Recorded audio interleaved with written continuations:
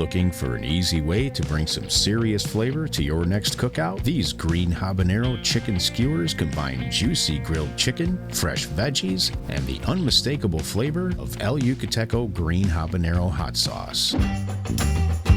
For our marinade, combine 1/4 cup olive oil, the juice from 2 limes, 3 cloves of minced garlic, 2 tablespoons of honey, 1 teaspoon ground cumin, salt and pepper to taste, and 2 ounces of our El Yucateco Green Habanero.